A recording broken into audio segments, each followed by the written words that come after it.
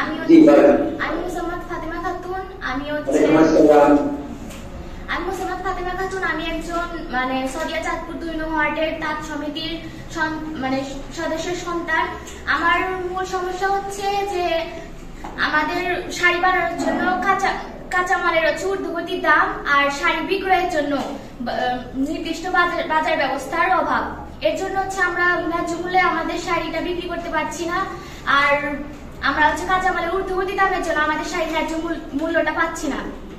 তো এমন কথা হচ্ছে যে আমরা কিভাবে হচ্ছে আমাদের এই শাড়ি বিক্রয় করার জন্য বা হচ্ছে কাঁচামাল যে ইম্পোর্ট করার জন্য মানে ট্রেনিং এর মাধ্যমে ফেব্রিক ল্যাবে ট্রেনিং এর মাধ্যমে আমরা অনেক এই ব্যাংক লোন, তারপর হচ্ছে এলসি, টিটিআই, তারপর হচ্ছে বিদেশ থেকে ইম্পোর্ট এক্সপোর্ট, তারপর হচ্ছে আমাদের অনলাইন মার্কেটিং এর মাধ্যমে কিভাবে শাড়ি বিক্রয় কাঁচামাল ক্রয় করা যায় এগুলো শিখেছি।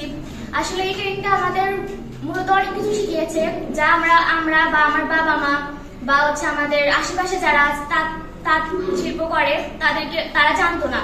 তো এই ট্রেনিং এর মাধ্যমে আমরা অনেক কিছু শিখেছি আর সবাইকে শেখাতেও সক্ষম। তখন যদি এরকম ট্রেনিং এর ব্যবস্থা আরো থাকে বা দেওয়া হয়, তো আমাদের হচ্ছে যদি এরকম আরো ফেব্রিক ল্যাবে প্ল্যাটফর্মের মতো আরো ভালো ভালো ট্রেনিং দেওয়া হয় তাহলে আমরা এরকম সুন্দর সুন্দর শিল্পটাকে আরো হচ্ছে উন্নত করতে পারবো আর সবাইকে জানাতে পারবো। Thank you so much.